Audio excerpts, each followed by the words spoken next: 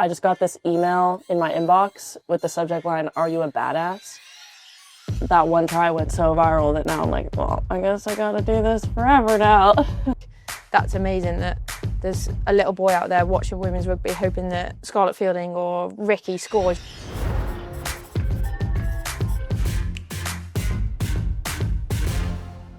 Welcome to the Plait Room, hyped by Virgin. I'm Scarlett, I'm our resident braider here at Sale, and this is Ricky, and we're going to do her 7 plait braid matchday hair.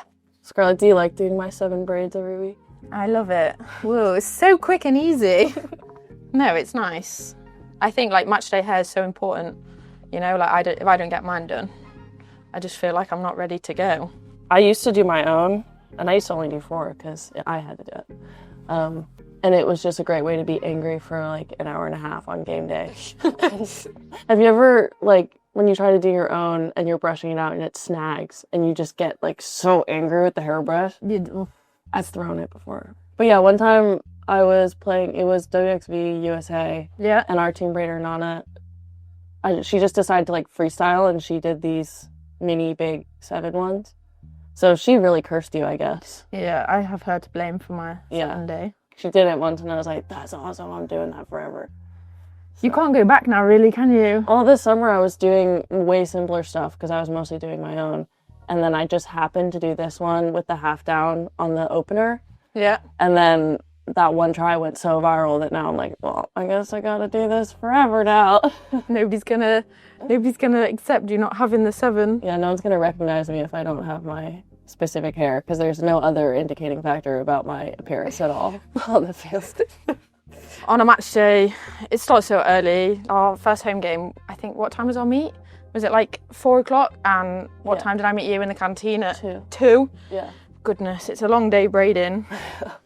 Yeah, you are head braider, I guess. Yeah. And then you've delegated to like, Annie does a bunch. Tysh sometimes does it, but she's sneaky about it. Yeah. You definitely have to find the secret braiders in the team. Yeah, nobody wants to be acknowledged as the main braider because then you get basically employed. Yeah. No reward. No reward, no payment, employed for free. I can braid, but that's a big secret at Sale. I'm the USA braider, but not a Sale braider. I've outed myself now. Cut that out. Yeah, I used to be a horse girl, so braiding is part of my childhood. I think that's where some people get it from. I was speaking to Annie and I said, how did you learn to braid? And she said, because of a horse. Oh, really? Yeah, whereas I just grew up with my dad and he has no hair. So I either learned to braid or I look like I've been dragged for a bush every day. Oh, it was great to do your own hair. Yeah, so learn on me and then learn on other people. Scarlett, how long have you been at Sale? It's actually going to be my 6th season. Wow. Yeah, I was here for the first ever game. What big changes have you noticed in the last 6 years? Wow, just the professionalism has gone through the roof. Like the first year, obviously, that I joined, it was Sale's first year in the Prem. So it's just kind of, we were learning and each year we've learned and learned. But this year I feel like we've really made that leap into trying to match the professionalism of the international game as best we can. It's really interesting to hear that because when I originally wanted to come to the Prem and Sale specifically, it was for that professionalism, and so that you've seen it before it existed and I came because it existed, yeah. I think that's really interesting. 1 or 2? 2, please. Okay, well, I gave you 1, so here's your second one. Doing half a job today. There we go. Yeah, Sale have been so good with infrastructure and staffing, and we got a new changing room this year. They've always supported the women, but they're just like trying so hard to give us every opportunity that we can. I know. It makes you want to win games. Yeah. The amount of young kids after the game was incredible. I know, and they're so cute. I think growing up, I never really got to watch women's rugby like this. Like there was never a game that I could go to. And I think for them to come to a game, like just a local game and see like girls playing rugby, it just gives them a path to follow and like dream for, doesn't it? Yeah. It was so fun. There were some kids with their parents and I was winding them up after the game. Like, whoever says Sale the most times on the way home wins. Oh God. They marched off going Sale and their parents were just looking back cursing you. The kids are not allowed a photo of you this weekend. And I was telling everyone, I was like, hey, tell your parents you want season tickets. So I think we've got some returners this weekend. Sale on the way home. I hope they only live 5 minutes. A long journey home. Some people drive a good distance because being the most northern club and stuff, I think we represent a really large span of, the population of fans, if you want to. Like, people come from North Wales to come watch our games. Yeah, exactly. What made you move over to England to join the PWR? Besides my wife? Yeah. Always a big factor. Yeah, just a little bit. No, I really had my sights set on the Prem from the time I graduated college. I think my main goal out of college was get capped. I mean, for many reasons, I wanted to get capped, but get capped, I think it's 3 times, so that I could come play in the Prem. Give you that opportunity. Yeah, the infrastructure here it's just unmatched. I tell people all the time, they laugh because they think I'm joking, that to prep for, USA tours in the past, before I was over here, my teammates who lived in Boston and I would have to find fields, like rugby fields, we basically just trespass. Yeah. And we had the sprinklers come on us. We've been kicked out. We've had to go at 5 a.m. We've had to go at 9 p.m. The lights turn off.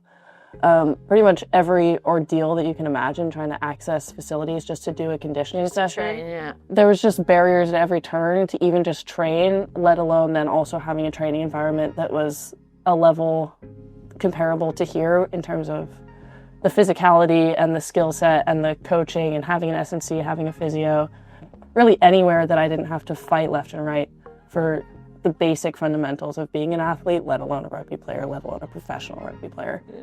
It was always get to the Prem as fast as possible. Yeah. And here I am. Now I have a house here. No, you can never leave. I know. Yeah, rugby, I had never heard of it. I went to college at Harvard, and our first week it was this kind of activities fair. Everyone's targeting the first years to try and get them to join their clubs and stuff. And I just got this email in my inbox with the subject line, "Are you a badass?" And that caught my eye. Is that how it caught you? It did, yeah. I saw it and I was like, what is this? What did you reply? Yes, I am. I went straight to the info meeting after that. Because, you're a first year at Harvard, everything's like, oh, what was your SAT score? And like, blah, blah, blah. And then you get this thing like with a curse word in the headline. I'm like, what is this? As an American, I had never seen a women's sport that was contact, let alone a professional women's sport that was contact. And so to see that, it looked so fun. I can't believe that's how they got you, by asking, are you a badass? Yeah, it worked on me.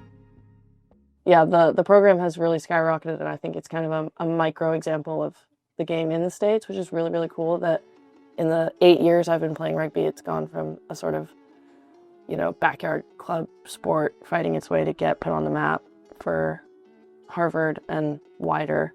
And now it's like you're recruited to Harvard to play rugby because they want to win national championships and stuff.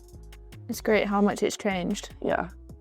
What's the most you've done in one match day? In the second year, I remember playing away at Gloucester, and from the moment I got on the bus, the moment we pulled in to the ground, I was still braiding. That's ridiculous. And I got off the bus and I was like, I'm going to be sick. Like, I feel so dizzy.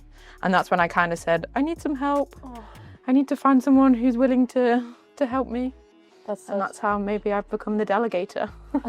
The delegator. It sounds like a wrestling name. The Terminator, the delegator. Like, obviously, it's not important in team selection, but it feels like there should be when you're ticking the box. Like, have you got 6 front row? Yes. Have you got at least 2 hair braiders? Whew, 3 down, 4 to go. Right, Ricky, talk to me about the World Cup. Obviously, the first game against England, your superstar try. Yeah, I mean, that game, I think, it's the game everybody wants to play. Sold out, home opener, World Cup, record-breaking crowd.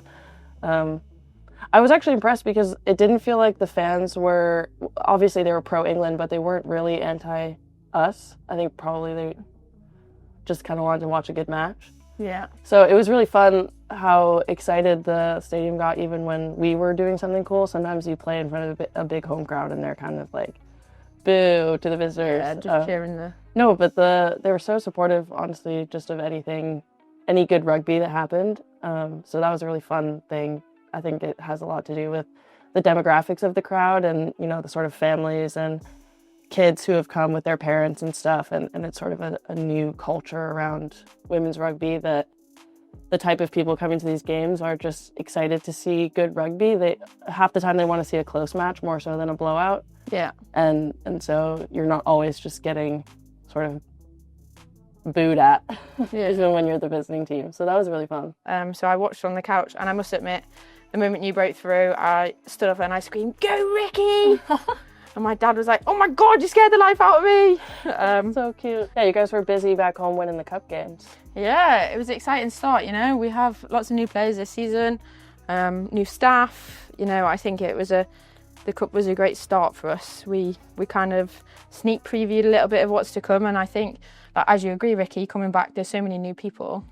Like, we are still learning as a team, aren't we? But you know, we're growing and we're getting better and better, and I just get my evenness. Like, we are becoming, hopefully, a team that everyone starts to fear. And you know, we've been seen as the underdogs in the past, and I think what we're starting to show is that we're not that. And I think that's so exciting for us. Scarlett, are there any pre-game routines that you have to do? I must have beans on toast. One game last year, I had it and we won, and that's it. I've never gone back. So beans on toast, whether we're away at a hotel or we're at home, beans. So that's so British. So yeah, so British. Probably a cup of tea with it. I love how Georgie's unofficial official game day hair is just wild ponytail. Yeah. Like, she won't braid it because I think it kind of adds to her spice. It does, doesn't it? It adds to the oomph that G brings, like unpredictedness. Like, is her hair going to be up? Is it going to be in her forehead? Like, where's it going to be? One of our best fans, he, and I think it's great that he's a boy as well. I love that there's girls and boys support in women's rugby.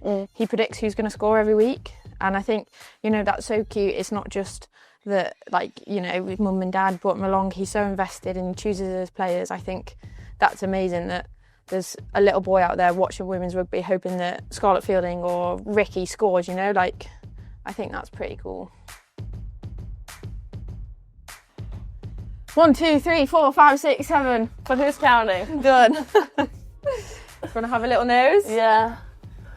Oh, there she is. I want to play good this weekend. So speedy. Yeah. Boom. It's aerodynamic. Yeah, Kelly. wow, streamline.